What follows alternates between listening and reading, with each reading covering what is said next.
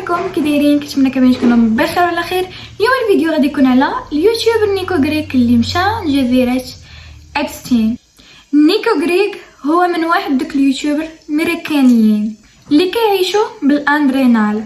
الفيديوهات ديالو متنوعه بحال استكشاف الاماكن ودخول الاماكن خطيره وممنوع تدخل ليها، ولكن هاد المره التحدي ما كانش عادي.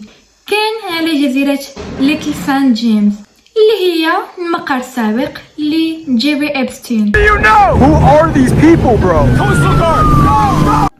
نيكو عرف بأن هذا الموضوع هو الدجاجة اللي كتبيض الذهب في اليوتيوب، حيت دابا الناس كاملين عندهم فضول يعرفوا شنو داخل ديك الجزيرة. نيكو وصحابو ما مشاوش بالبطوات كبيرة باش ما يعيقوش بهم رادارات، بل مشاو بجيت سكي من اقرب جزيره سياحيه.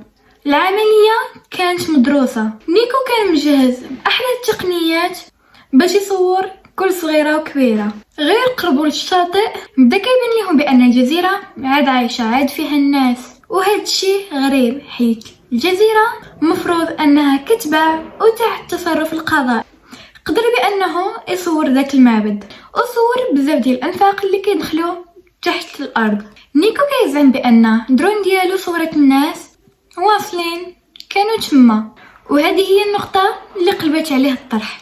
ما كملاتش المغامره ديالو بسلام، غير بدا كيصور داخل واحد المبنى خرجوا لهم حراس امن مسلحين ولابسين لباس تيكيطال. ما هضروش معاهم، نيشان بداو كيطردوهم بخطوات سريعه. نيكو كيقول بانهم تعرضوا لتهديد مباشر وكانوا غادي يغرقوا لهم جيت سكي في البحر. ملي رجع نيكو لدارهم في امريكان كان كيصحاب ليه صافي سالات الهضره. ساعه يلا بدات القصه.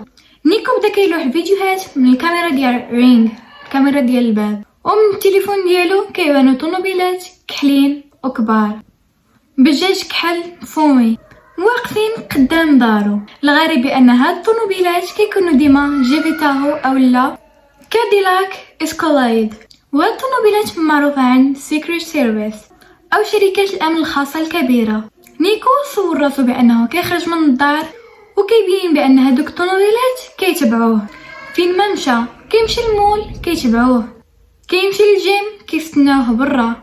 علاش زعما هاد الطوموبيلات كاينين؟ التفسير اللي كيعطيه نيكو واللي مقتنعين به ملايين ديال المتابعين ديالو هو ان الدرون ديالو صورت شي حاجه ممنوعه. يقدر يكون صور شي وجه ديال شخصيه سياسيه كبيره كانت في الجزيره في ديك اللحظه، اولا صور عمليه بناء سريه باقا مستمره تما. الهدف ديال هاد الطوموبيلات هو التهريب النفسي باش يمسح الفيديو وما ينشرش الخبايا اللي لقى.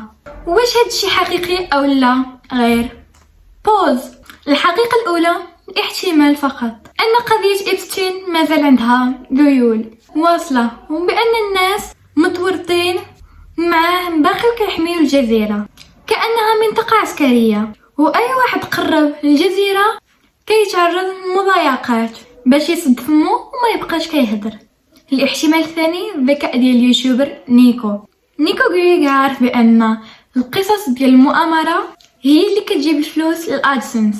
يقدر يكون هو اللي كاره هاد الطوموبيلات في الفلوس ديالو باش يدخل سلسلات ديال سيريس ويخلي الناس متابعين القصه بحال شي فيلم ديال الهروب. لحد الان الشرطه المحليه في المنطقه ديال نيكو ما دارت حتى شي تصريح رسمي. نيكو كيقول بانه عيط ليهم ولكن غير كيجيو. طوموبيلات الكحله كيختفوا في رمشة عين. نيكو غريغ دابا ولا هو البطل ديال الناس اللي كيموتوا على النظريات ديال المؤامره. واش يقدر غادي يكتشف الحقيقه؟ هادشي اللي غادي يبان في الحلقات الجايه ديال نيكو غريغ.